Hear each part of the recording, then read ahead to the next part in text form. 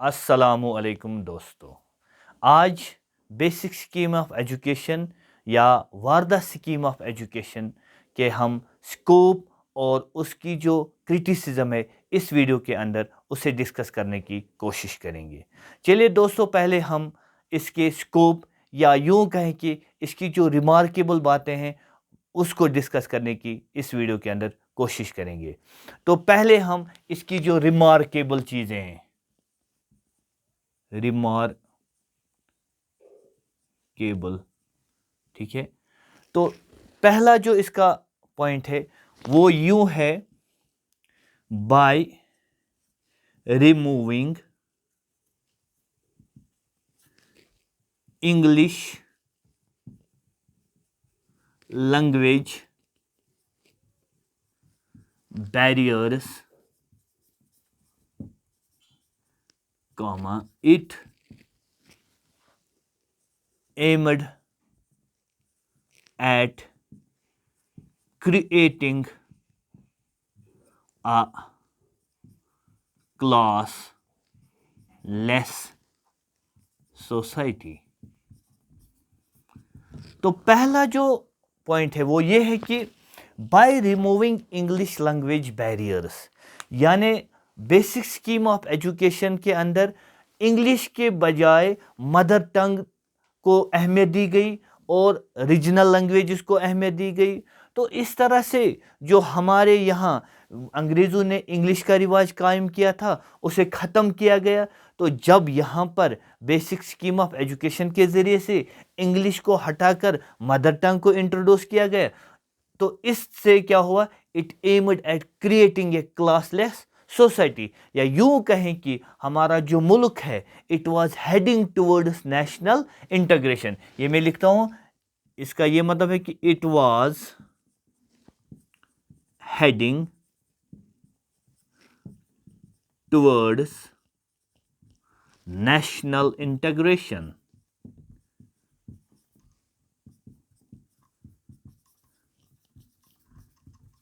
यानी national integration, national यकजहती, कौमी यकजहती की तरफ हमारा मुल्क बढ़ रहा था। किस वजह से? By removing English language barrier. Number two है, it does not give any place to religious education. दूसरी जो बात है, दूसरा जो रिमार्केबल आइडिया है बेसिक स्कीम ऑफ एजुकेशन का, वो ये है कि ये जो बेसिक स्कीम ऑफ एजुकेशन है इसमें रिलीजियस एजुकेशन को जगह नहीं दी गई, ठीक है। There was no place for religious education. इस तरह से कोई भी बच्चा किसी भी मजहब से जो ताल्लुक़ रखता हो तो वो इस एजुकेशन को हासिल कर सकता था, क्योंकि यहाँ पर रिलीजन के बैरियर्स नहीं थे। Number three, for its betterment,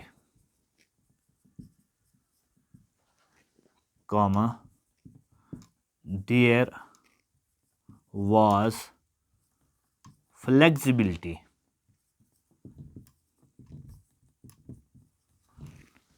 to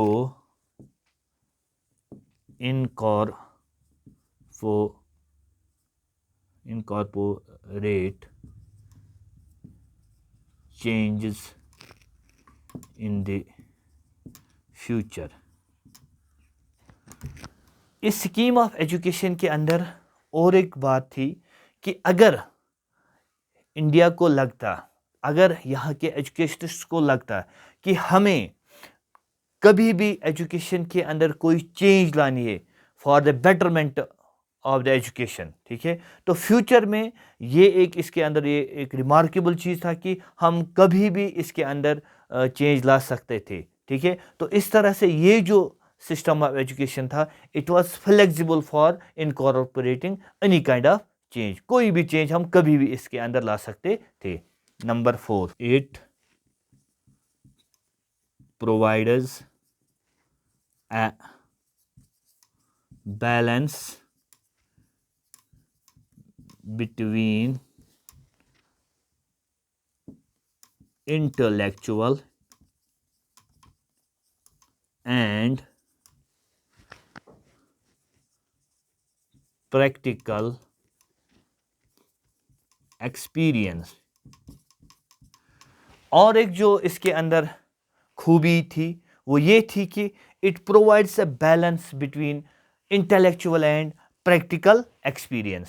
کیونکہ اس کے اندر ہم نے کرافٹ ایجوکیشن کو انٹروڈیوس کیا، تو کرافٹ ایک پریکٹیکل ورک ہے، ٹھیک ہے، تو پریکٹیکلٹی کو جگہ ملتی تھی along with the intellectual education. تو بچہ دونوں طرح سے ڈیولپ ہوتا تھا، انٹلیکچولی بھی ڈیولپ ہوتا تھا اور اسے پریکٹیکلی وہ چیز کرنے کا موقع بھی ملتا تھا. تو یہ بھی اس اسکیم آف ایجوکیشن کے اندر ایک ریمارکیبل چیز تھی. Number 5، earning money through sale of products would have solved the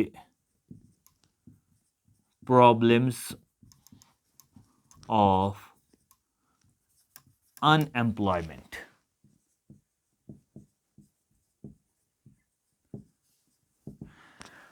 اور ایک بات اس کے اندر تھی بیسک اسکیم آف ایجوکیشن یا واردہ اسکیم آف ایجوکیشن، یہ ہے کہ بچے جو پروڈکٹس تیار کرتے تھے، بچے ان پروڈکٹس کو تیار کرنے کے بعد انہیں بیچ دیتے تھے اور اس سے وہ اپنے لیے پیسہ کماتے تھے. یہ سمجھو کہ روزگار کماتے تھے. اس کے ذریعے سے یہ جو ان امپلائمنٹ ہوتی تھی انڈیا کے اندر یہ کم ہونی شروع ہو گئی، ٹھیک ہے. اور جو گیپ ایک لگ رہا تھا کہ uneducated classes and educated classes کے درمیان ایک گیپ ہے، ٹھیک ہے، اس گیپ کو اس چیز کے ذریعے سے کم بھی کیا جا سکتا تھا. کیونکہ جب بچے یہاں سائڈ سے ایک طرف سے پڑھائی بھی کرتے تھے، دوسری طرف سے پروڈکٹس تیار کرتے تھے اور ان پروڈکٹس کو پھر بازار کے اندر سیل کر کے پیسہ کماتے تھے، تو دونوں چیزیں ہوتی تھی، پڑھائی کے ساتھ ساتھ پیسہ بھی کمانا ہوتا تھا. جس طرح سے یہ جو گیپ ہے کہ ان امپلائمنٹ جو ہے وہ کم ہوتی تھی اور جو ایجوکیٹڈ اور ان ایجوکیٹڈ کلاس کے درمیان جو گیپ ہے وہ بھی کم ہو جاتی تھی. کس کی وجہ سے؟ By earning money through cell of products. ہم اس کے شارٹ فالز یا کریٹیکل انالیسس کرٹیسزم کو یہاں پر ڈسکس کریں. کس کے کرٹیسزم کو؟ واردہ اسکیم آف ایجوکیشن 1937 کو ڈسکس کریں گے، ٹھیک ہے. تو نمبر 1، psychological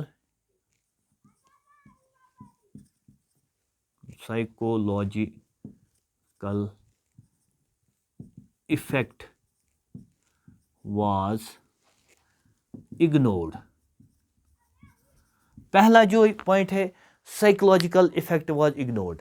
دیکھیے بچہ یا بچے جو تھے وہ ایک ساتھ کام بھی کرتے تھے اور پڑھائی بھی کرتے تھے. اس کے ذریعے سے جو بچوں کے اوپر سائیکولوجیکل افیکٹ پڑتا تھا اس چیز کو، کیونکہ بہت سارے بچے پھر پڑھائی کو چھوڑ کر وہ کام کرنا پسند کرتے تھے، جو کرافٹ ورک ان کو ملتا تھا اسی میں اپنا آگے. تو اس طرح سے جو پڑھائی تھی وہ دھیرے دھیرے ان سے الگ ہوتی جاتی تھی. تو اس طرح سے کہ بچوں کے اوپر کون سا سائیکولوجیکل افیکٹ پڑے گا اس سسٹم آف ایجوکیشن کے ذریعے سے اس کو پوری طرح سے اگنور کیا جاتا تھا. Number 2، inadequate supply of trained teachers. Basic scheme of education کا ایک بڑا جو فیلئر کا کاز بنا وہ یہ تھا کہ inadequate supply of trained teachers. Basic education کے اندر ہمیں جو ٹرینڈ ٹیچرز تھے وہ دستیاب نہیں تھے کیونکہ ہم چاہتے تھے کہ بچوں کو ٹرینڈ ٹیچر پڑھائیں، لیکن ٹرینڈ ٹیچر اس وقت ہمارے پاس موجود نہیں تھے. تو اس طرح سے فیلئر کا کاز یہ بھی بنا کہ ہمارے پاس ٹرینڈ ٹیچرز نہیں تھے. Number 3 turning the school into a small scale industry. اور ایک چیز ہے اس کی فیلئر کا، وہ یہ ہے کہ یہاں پر جب ہم کرافٹ سینٹر ایجوکیشن بچوں کو دیتے تھے تو یہ اسکولوں کو بجائے ایجوکیشن سینٹرز کے انہیں کیا بنایا جاتا تھا؟ Small scale industries. یہ لگتا تھا کہ یہ اسکولز نہیں ہیں بلکہ یہ اسمال اسکیل انڈسٹریز ہیں جہاں پر پروڈکٹس تیار کیے جاتے ہیں اور پھر ان کو بیچا جاتا تھا. مین مقصد جو تھا ایجوکیشن کا وہ دھیرے دھیرے آہستہ آہستہ سے ہٹ جاتا تھا کیونکہ focus was on craft centred education. Number 4 teaching through craft is only a slogan.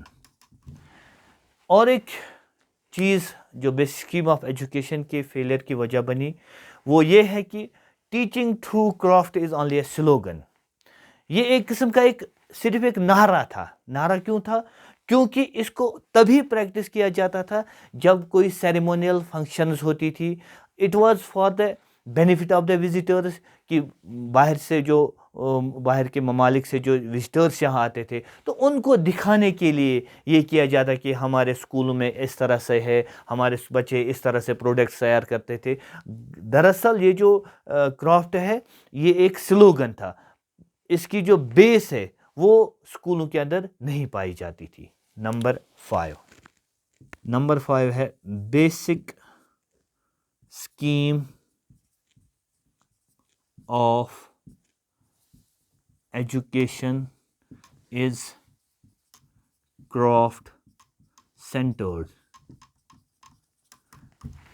Basic scheme of education is craft centred. ہونا ایسا چاہیے تھا کہ ایجوکیشن جو ہونی چاہیے تھی وہ چائلڈ سینٹرڈ ہونی چاہیے تھی کہ جو بچے کی جو نیڈس ہے، بچے کے جو انٹرسٹز ہے، بچہ کن چیزوں کے اندر دلچسپی رکھتا ہے انہی کے اوپر ایجوکیشن ہونی چاہیے. لیکن بجائے اس کے کہ ایجوکیشن چائلڈ سینٹرڈ ہونی چاہیے، this system of education basic scheme of education جو تھی اٹ واز کرافٹ سینٹرڈ. کہ زور کہاں دیا جاتا تھا؟ کرافٹ پر، نہ کہ بچے کی جو اس کے پوٹینشل ہے اس کے اوپر زور دیا تھا. DOUBLE double mindedness. Double mindedness is the biggest weakness of Wardha education. دیکھیے 6th پوائنٹ کیا بتا رہا ہے کہ double mindedness is the biggest weakness of Wardha scheme of education 1937.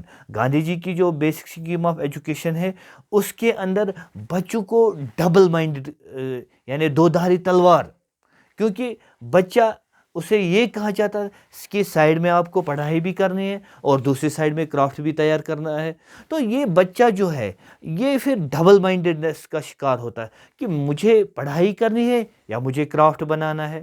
تو اس طرح سے یہ بھی ایک بگیسٹ ویکنیس ہے یا بگیسٹ فال ہے بیسک اسکیم آف ایجوکیشن کا. تو دوستو اس ویڈیو کے اندر ہم نے پہلے اس کی جو بیسک اسکیم آف ایجوکیشن کا جو سکوپ ہے اس کو آپ کے سامنے چند پوائنٹس میں ڈسکس کیا، اور دوسری طرف اس کے کرٹیسزم کو بھی آپ کے سامنے انالائز کیا. تو باقی آپ اس ویڈیو کو انجوائے کیجئے. ہمیں دیجیے اجازت. شکریہ. اللہ حافظ.